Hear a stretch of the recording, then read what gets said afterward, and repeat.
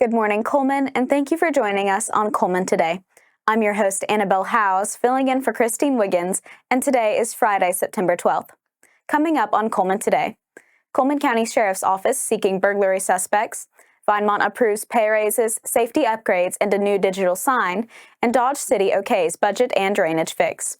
All of this plus sports, weather, and more. Now, let's take a closer look at the top stories happening in Cullman today. The Cullman County Sheriff's Office is asking for the public's help to identify suspects involved in a recent burglary. The incident happened over the weekend in the Battleground area. Investigators have released photos of the individuals they believe are connected to the case. The victim is offering a $3,000 reward for information that leads to a conviction. Anyone with information or who recognizes the suspects is urged to contact investigator Chayton Grimmett at 256-735-2750. All tips will be kept confidential. The Sheriff's Office thanks the community for helping keep Cullman County safe. The Vinemont Town Council met for its regular monthly session on Tuesday, September 9th. The meeting opened with a series of budget-related resolutions, followed by a 5% cost of living pay increase for employees. The council also updated its policy and procedure handbook and voted to join the Employees Retirement System of Alabama. In response to safety concerns near the walking trail, the council approved a new three-way stop at Roberson and Federer streets, aiming to reduce speeding in the area. Other items included a $3,000 purchase for a new digital sign to be installed at Town Hall and a $1,000 donation to the Lighthouse Sober Living Facility in Holly Pond. Council members also announced upcoming events. The next Senior Citizens Day will take place on September 15th from 10 a.m. to 1 p.m. at the Vinemont Community Center. A ribbon cutting for the Second Amendment store is set for September 13th at 2 p.m. The next council meeting is scheduled for Tuesday, October 14th at Vinemont Town Hall. The Dodge City Town Council met Thursday, September 11th. Council members approved a new fiscal year budget, which includes new sewer funding. They also launched phases 1 and 2 of a flume-ditch and road repair project. The estimated cost is around $60,000, with work set to begin this fall. Funding will come from the town's $100,000 infrastructure reserve. Council members also clarified that a previously discussed tractor purchase was a scam. No money was lost. They approved bidding up to $150,000 at the J.M. Wood auction in Montgomery for a tractor with a side boom mower. A letter of credit from People's Bank will support the bid. The annual Severe Weather Preparedness Resolution has passed. August closed with approximately $443,000 in the general fund, including $59,000 in revenue and $35,000 in expenses. The council will poll residents about holding a trunk or treat. Christmas lights are scheduled for November 8th. A Veterans Day flag dedication for former Mayor Anthony Todd is planned for November 11th at 10 a.m. And that's all of our top stories this morning. Coming up, Lions sweep Lawson and Bevill in volleyball. Sports is next.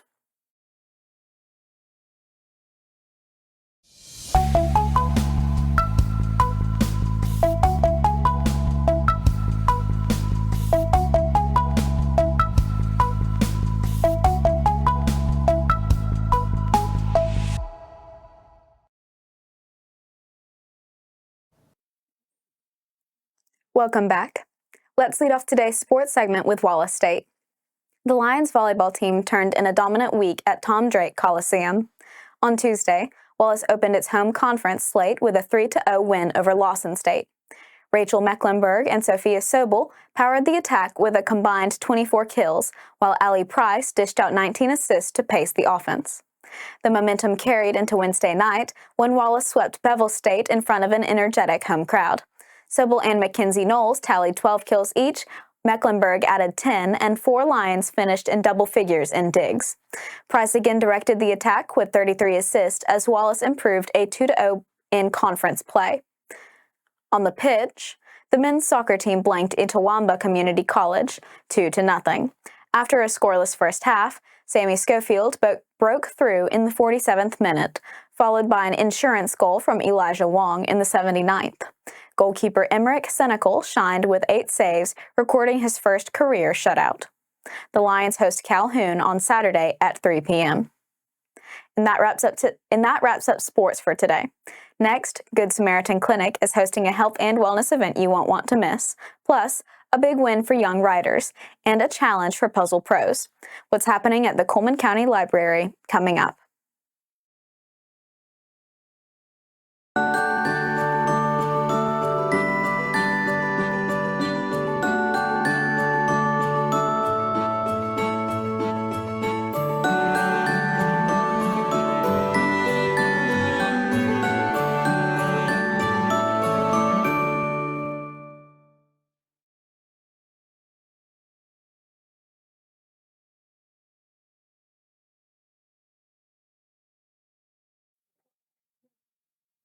Welcome back. Now it's time to speed things up with a news rundown. 4 stories in under 4 minutes. The Cullman County Public Library System has announced the winners of this year's Young Adult Summer Writing Contest. The library extends a special thank you to author Dorinda Doyle for reviewing the submissions and supporting young writers. Participants can now pick up their stories at the library circulation desk to keep as a personal memento. And coming up soon, don't miss the puzzle tournament. Individuals and teams will compete to see who can complete a 500-piece puzzle the fastest. Each team will have 2 hours to finish, and puzzles will be provided by the library. If you plan to participate, email cullmanpubliclibrary@gmail.com to reserve your spot and to help ensure enough puzzles are available for everyone.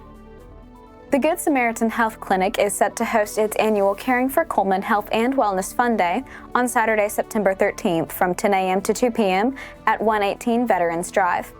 The event will begin with a ceremonial groundbreaking for the clinic's future 5,040-square-foot facility, marking a major milestone in its expansion efforts. After the groundbreaking, the free event will offer health screenings, stage presentations, community booths, and family fun. Mobile health units, local nonprofits, and small businesses will be on site, providing everything from glucose checks and BMI screenings to mental health and financial planning resources. Door prizes, giveaways, and food trucks will keep the celebration lively, while kids can enjoy princess photo ops, a therapy pony, and face painting. Health and wellness stage sessions will run throughout the day, covering topics like diabetes prevention, heart disease, exercise, and healthy cooking on a budget.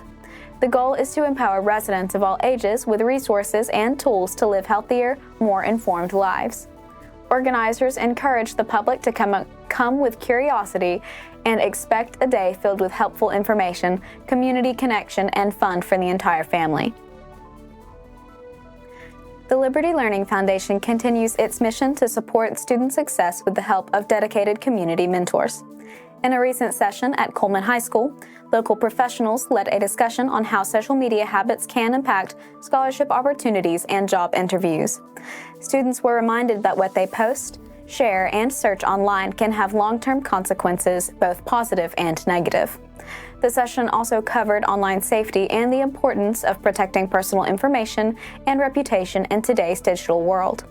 The event was made possible through the partnership of community leaders who volunteered their time and expertise. This week's mentors included representatives from Cullman Electric Cooperative, Busted Knuckle Off-Road, and United Way of Cullman County. The Liberty Learning Foundation plans to continue these valuable learning sessions throughout the school year. On Sunday, August 31st, parishioners at Sacred Heart Church in Cullman formally welcomed their new pastor, Father Linus Klucsarits. Bishop Stephen Raka of the Diocese of Birmingham presided over the special 9 a.m. installation Mass. Father Linus was appointed in June following the reassignment of longtime pastor Father Patrick Egan.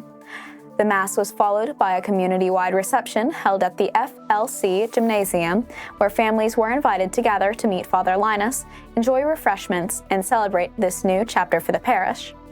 The event included a brunch with pastries, coffee, and juice, and served as an opportunity for parishioners to connect and to show their support. The joyful occasion marked the beginning of Father Linus's leadership at Sacred Heart of Jesus Parish. And that's your 4 stories in under 4 minutes. Now for a quick break before we look at the weekend weather ahead. I'll be right back after this quick message.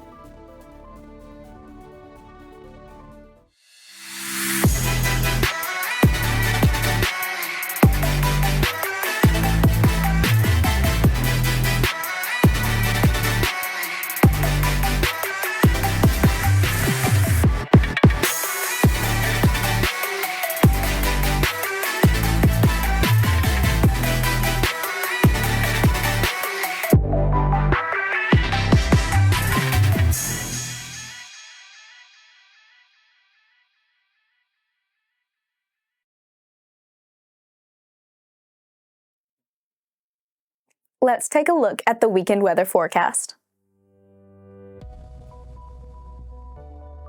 If you don't want summer to end, this weekend is made just for you. We'll start with sunny skies today and a high near 87. Tonight will be clear with a low around 61. Saturday and Sunday's forecast is picture perfect with sunny skies and highs in the upper 80s and clear nights with lows in the 60s. And that wraps up today's edition of Cullman Today. Thank you for sharing your morning with us, and remember to stay connected by following us on social media and visiting CullmanTribune.com for the latest from our community. We'll be back bright and early Monday morning at 6:30 a.m., but until then, I'm Annabelle Howes with Cullman Today. Have a wonderful weekend, Cullman.